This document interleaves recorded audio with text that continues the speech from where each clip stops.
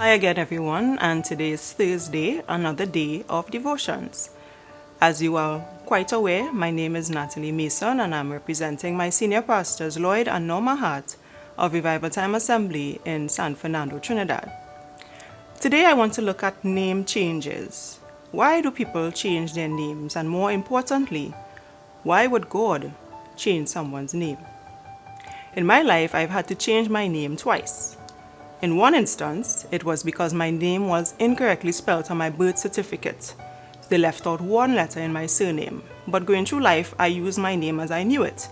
But when I had to write the common entrance exam, because my certificate and everything had to bear the name as it came on my birth certificate, I had to go with my mother to swear affidavit and whatever to show that the surnames are basically relating to the same person. The second time I had to change my name was when I got married. Some people change their names because of divorce, or because they just didn't like the name that they were given, or because sometimes their names might be closely associated with someone who might be on some terrorist list.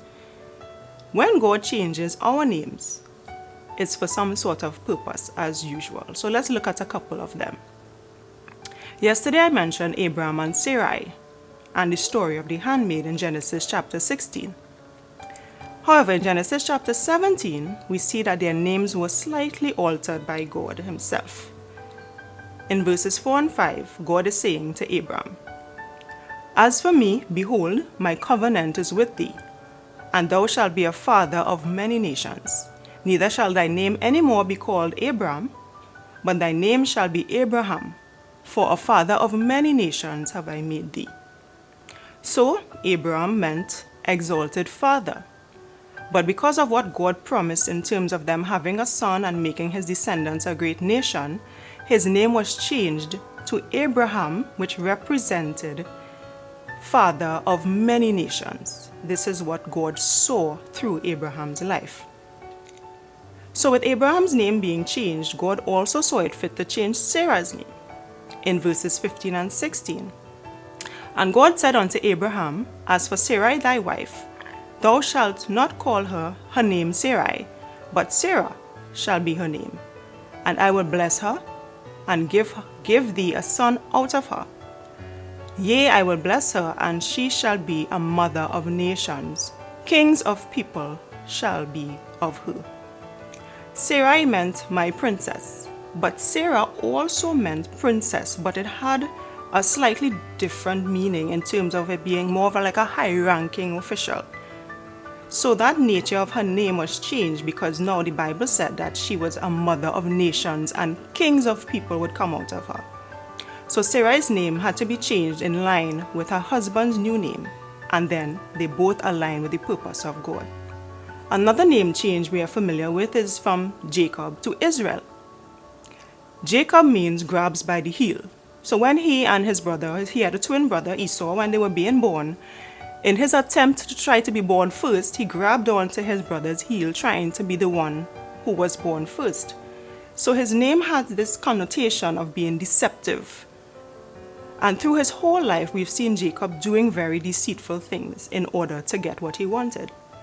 However, one day he had a struggle with an angel, God himself, and God changed his name from being deceitful to now Israel, which means struggles or contends with God. So Israel, as we know thereafter, the nation of Israel, they always had some contention because they were always disobedient. When God gave them a commandment, they would do it, then they would slip away, they would come back, and so there was this contention between them and God, and that's what God saw happening. In Daniel chapter 1, we also see another name change. However, this wasn't a name change by God. This was done by man. Daniel and his three friends, Hananiah, Mishael, and Azariah, were slaves in Babylon.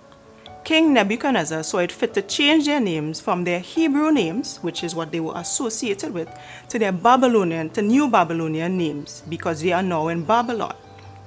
The name changes also brought different meanings, but I'll just use one example because of time.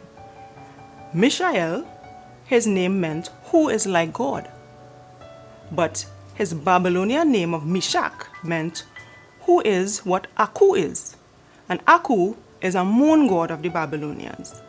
So Nebuchadnezzar replaced Yahweh with Aku in an attempt to fully engraft them into the Babylonian culture and to change their identity.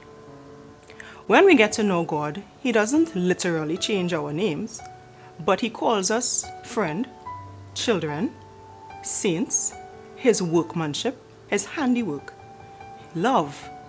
We are made righteous and redeemed.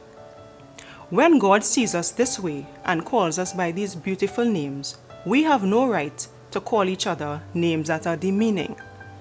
So as we think about name changes and name calling, let's ensure that they are in line with God's purpose. Thank you again for joining me, and tomorrow I'll be introducing you to a very special name. God bless you.